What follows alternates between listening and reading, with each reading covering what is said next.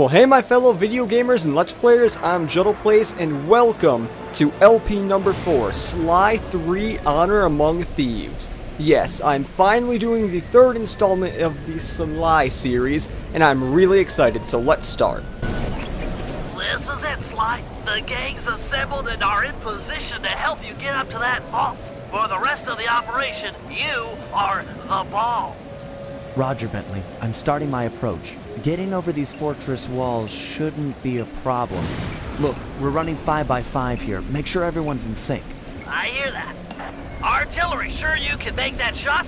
I endeavor not to miss. Excellent. Radio control. In position. Recovery team.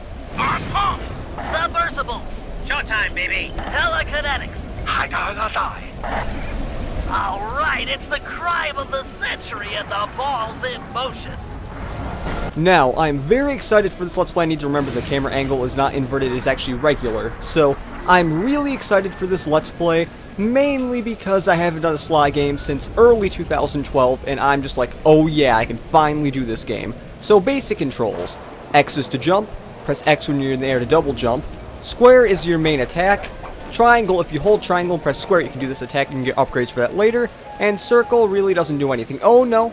Oh yeah, also hold R1 to run, basically, like in all Sly games, but I almost forgot to say, X circle, and you can walk along the ropes like you can in almost every other Sly game. Actually, in every other Sly game, you can do that. But now, I just want to say that this is probably my least played Sly game, but it does tie for, I'd have to say, number 1, basically, with Sly 2, and I believe we're going to get into a cutscene right here. The ball has stopped rolling. We've got an obstruction. I'm on it. First is away. Second guy is full. Third skyward. Hold on, pal. Over. Another thing to mention is that this is actually my first time playing this on the Sly collection. As you saw, I just pressed start and doing whatever, and I do not like this stinking camera thing. Because I need to remember, it is regular, it is not inverted. I'm so used to playing this game on the PS2. Because for some reason they changed the camera angles, but... not camera angles, camera controls, but yet another cutscene down here. Now, yes, I know the person talked. Ball requesting door via Agent Monarch. Over. Launching. Stand clear.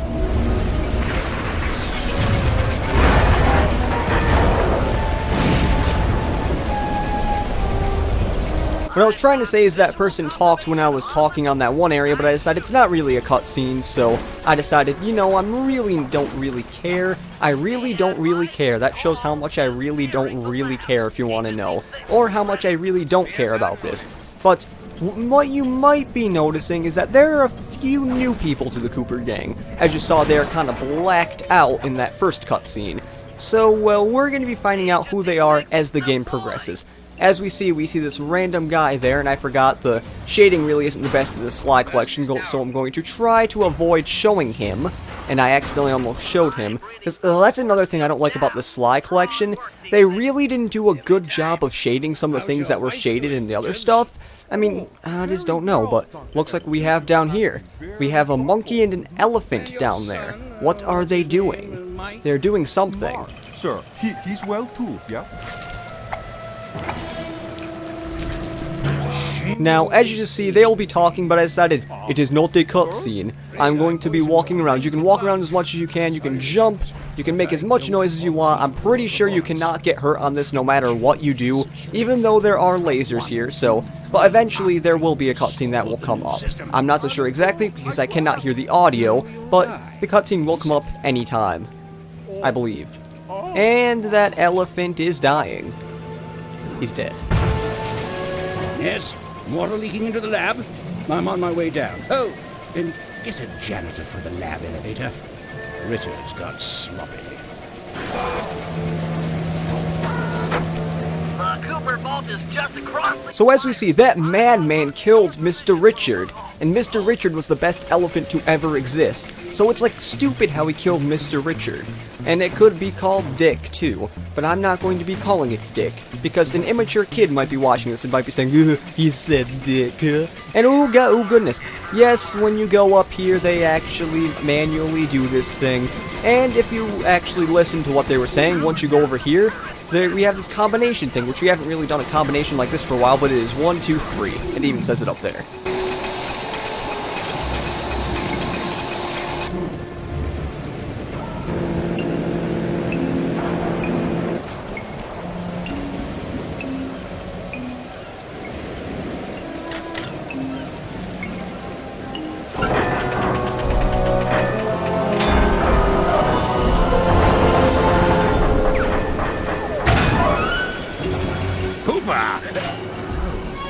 You must be Sly Cooper, the new keeper of the cane. Oh, how I long for this.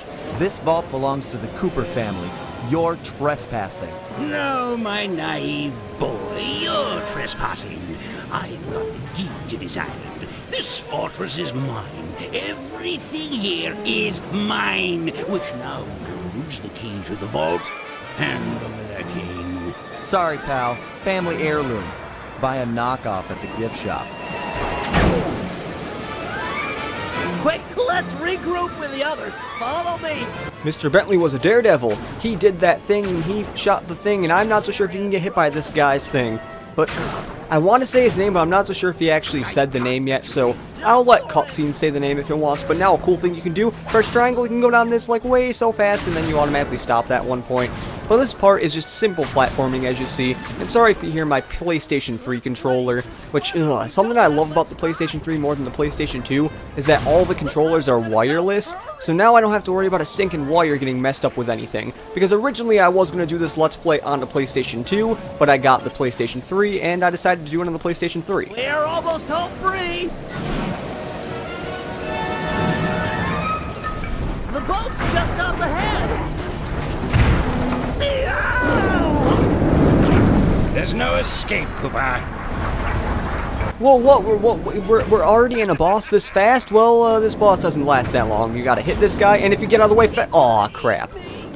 I actually can pull it off where you can go to the side, and you can not get knocked off, but what you have to do is just hit him a few times, and... It's not working. Save yourself. If he wants to eat this!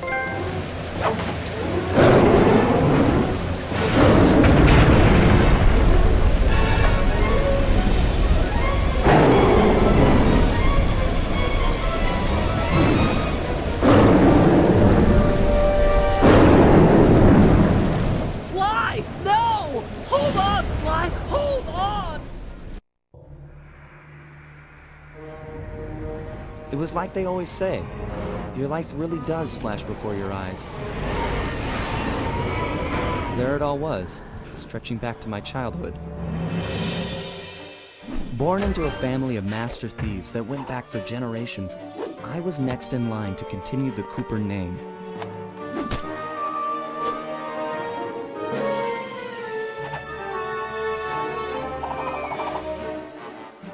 But fate had different plans.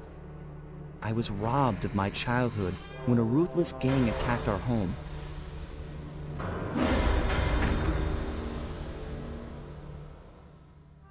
The orphanage I landed in wasn't all bad. It was there that I met my lifelong friends. Bentley, he's always been the thinker. And Murray, he's the doer. We'd stuck together over the years, and our skill, our confidence, and our thieving reputation grew stronger with each heist. We thought that the good times would never end, and that our luck would never run out. Which only made things tougher when the odds finally caught up with us. Then I met this guy, McSweeney, who claimed to have run with my father's crew back in their heyday. They pulled jobs all over the world and amassed quite a collection of priceless items. It was then that McSweeney told me all about the Cooper Vault. It seemed that my father, like all my ancestors, had been hiding their wealth in a secret place for generations, each one adding to the treasure hidden behind a door that, if McSweeney's story is true, only a Cooper can open. Using some well-placed clues provided by McSweeney, we set out for the secret island that held the vault. On arriving, we discovered someone by the name of Dr. M had already set up shop. From the looks of it, he'd been trying to crack the thing for years, growing steadily more frustrated in his failures and more paranoid as the decades rolled by. He built himself a fortress with security as tight as Fort Knox. Getting inside the place would take precision, creativity, and moreover, it would take an army of world-class thieves. Finding and bringing together that much talent won't be easy, but to get inside the Cooper Vault and collect my inheritance, I was willing to pay the price.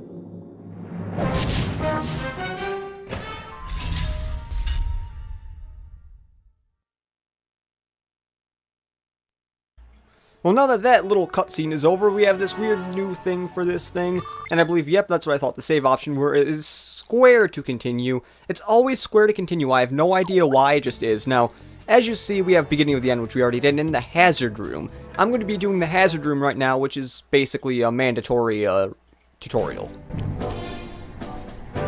If we're gonna make it to the Cooper Vault, we'll need to perfect our thieving skills. I've rigged this place to push us to our limits. I'm guessing these levers start the different trainers. That's right. Each will initiate a streamlined crash course in grand larceny. I'll head for the control room, and we'll get things started. Dish it out. I'm ready. Now, it really doesn't matter which one you do first. That is actually good because I don't know which one I want to do first or which one is actually the one, but I'm going to be doing this one.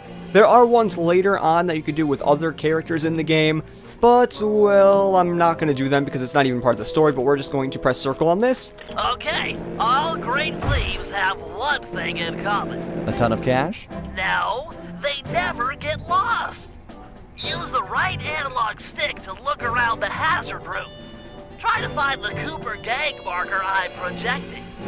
Now we have to find the Cooper game marker he is projecting, and, okay, I should find it. Great. Thank you. Now press down on the L3 button to ping a waypoint. Got a ping. That's handy. I agree. These holographic markers are an invaluable tool for finding your way around in the field. Notice how the logo moves to the destination? Try clicking the L3 button a few more times to get the hang of it. Now we just mash the L3 button. There we go. Okay, now we go to this area, and we have to go to another... stinking camera. Dang it. Now we go here. Now everyone knows that a thief's best friend is a rooftop. Provided he doesn't break his neck getting up there. Not a problem for a man with your jumping skills. Hit the X button for a standard jump, then hit the X button a second time while in the air for an extra high double jump. Now we have some random platforming here. I'm pretty sure I can't even... Actually, let me check something. Can I make this up with a regular jump? No, I cannot. I have to do a double jump to get up that. All right, Bentley. What's next? As you know, it's very useful to survey guards from the rooftops. To do that, we'll have to be able to look down at them. Let me guess. Use the right analog stick? Yep. Now we have to look down at this and find that. And there it should... There we go. Excellent. Now look up at that pillar. I'm projecting another marker. Now we have to look up. Look up at the thing. Look up at it. Look up. Look. Great. Now put all these skills to use and get to the remaining waypoints. Should be easy if you ping them with the L3 button and look around. Okay, now I believe we have to press the L3 button to go to find this thing. And this thing, we can jump on here, and we can go to this waypoint. I believe this part is done. Or maybe it's not. We have to actually go to yet another waypoint. And now, I'm pretty sure after this little tutorial is done. Good job, Sly. You made it. You're now ready to take on the meanest of navigation tasks. And now the job is complete, even though I wouldn't even consider it a job. And 1%, even though we had that. But now let's do the last one, which I believe is a lot shorter than that one. You picked up a lot of skills after reading the previous Raccoonist. Heck of a page-turner, that book. Let's see if you remember them all. Check out those small points on that wire. You can land on them light as a feather using your Ninja Spire jump. Easy. I just jump and hit the circle button. Exactly. Try getting over to the other platform. Well, let's see how easy that is, Sly. Well, it looks like it's very easy. Just jump and press the circle button. You can do double jumps if you want, like I'm doing, but whatever. Looking good, Sly. You know how I love the second story work. Sure, but how do you feel about tight spaces? Try getting through the small opening in that wall. Hit the circle button when you're close to crawl inside. I could go under that little hole any day, Bentley. And now we are crawling, because crawling is so exciting, I guess. Nice job, Sly. You're a credit to the Cooper name. And I wasn't lying when I said that was really short. That was really, really short. And now Bentley's going to be saying that we need to go out, but we are going to be running a lap around this area first, because, you know, I decided let's run a lap. We need to get Sly in shape for running capabilities, even though he can run for as long as he can without getting tired. Now let's finally go out here, after we did that long, good needed lap. And now, there's a little bit of a glitch on my TV on the bottom thing. I'm not sure if that's going to be popping up on recording. If it does, I might cut out that part, or I don't know, it's nothing big. But in the next episode of Sly 3, Honor Among Thieves, how about before that, I say that this is the end of the episode of Sly 3, Honor Among Thieves, the first episode to be exact. In the next episode, we are going to be taking on an Opera of Fear. Well, not taking on fully, but we are going to be starting an Opera of Fear. So let's hope this Let's Play is a really good one, because I've really been excited for it. So in the next episode, we're going to be doing just that. So see you later, and goodbye.